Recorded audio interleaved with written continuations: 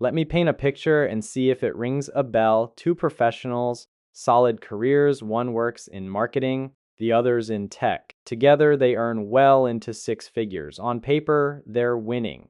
They should be saving aggressively. They should feel secure. They should be relaxed about money. Instead, they're stressed. They check their bank balance before every purchase. Their emergency fund barely covers a month or two. A surprise car repair goes straight on a credit card. They're tired. They barely see each other during the week. And despite doing everything they were told was right, degrees, careers, marriage, homeownership, it feels like they're barely staying afloat. If you've ever thought, we make way too much money to feel this broke, this video is for you. Because what you're experiencing isn't a personal failure, it's a structural one. The promise that didn't come true. We were sold a very simple idea: two incomes are better than one. Sounds obvious, right? If one income can support a household, then two incomes should create abundance. More savings, more freedom, more security. But that's not what happened. What actually happened was something closer to a financial illusion, one that quietly reshaped the entire middle class. Economists have a name for it, the two-income trap, and once you see it, you can't unsee it. How the trap was set, let's rewind a few decades. In the middle of the 20th century, most households relied on one primary income. That income didn't just scrape by, it covered the basics with room to breathe. Housing costs were manageable. Healthcare was affordable, public schools were decent regardless of zip code, and here's the crucial part: there was slack in the system.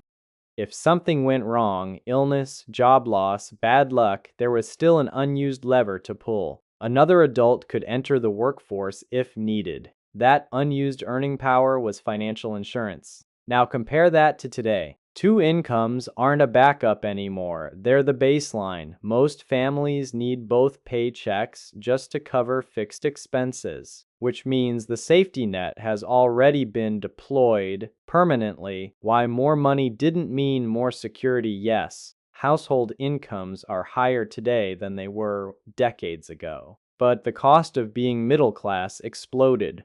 Housing prices didn't rise gradually, they leapt. Healthcare costs multiplied. Childcare became a second mortgage. Education costs ballooned. So what happened to all that extra income from the second paycheck? It didn't create wealth. It got absorbed. Every dollar, what the second income actually produces. Let's walk through what often happens in real life. One partner earns a solid salary. The second brings in another decent income. Sounds great, until you subtract reality. That second income gets taxed at higher marginal rates. Then come work-related costs, commuting, vehicles, parking, professional clothing. Add childcare, and suddenly a massive chunk of that paycheck evaporates. Then there's exhaustion. When both adults are stretched thin, time becomes scarce and convenience gets expensive. More takeout, more services, less capacity to DIY. By the end of the year, the net contribution of that second income can be shockingly small. Sometimes close to zero, sometimes negative,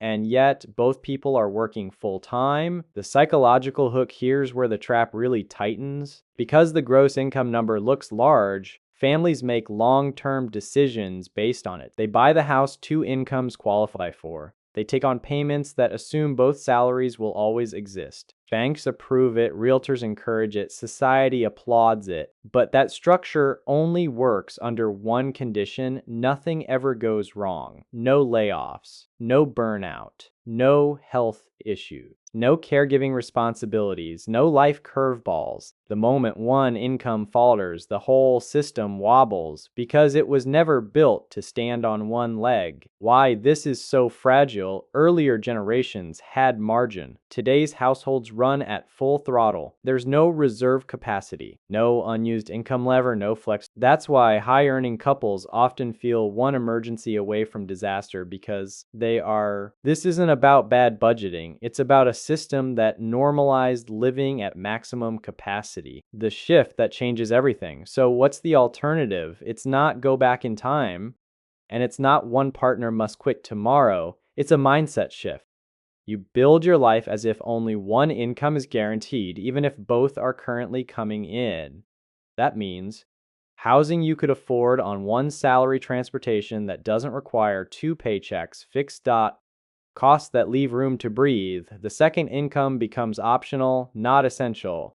And optional income is powerful. That's where savings come from. That's where investments grow. That's where flexibility lives. Why this actually works at first, it feels conservative, even uncomfortable. You pass on upgrades you technically qualify for. You ignore social pressure. You live below what your income suggests. But over time, something flips. That surplus starts working for you. Compounding kicks in, options multiply. Eventually, you regain what previous generations had, not luxury, but resilience, the ability to adapt, the ability to choose, the ability to absorb a hit without everything collapsing. The real takeaway, this isn't about income, it's about margin. It's about not spending your entire earning capacity just to maintain appearances. Two incomes don't automatically create security, especially when both are already spoken for. The families who thrive aren't always the highest earners. They're the ones who protected their flexibility. Now that you can see the trap, you get to decide whether to keep walking deeper into it or quietly step out. If this changed how you think about money, hit like, subscribe, and stick around. We talk about the stuff most people never explain, but everyone feels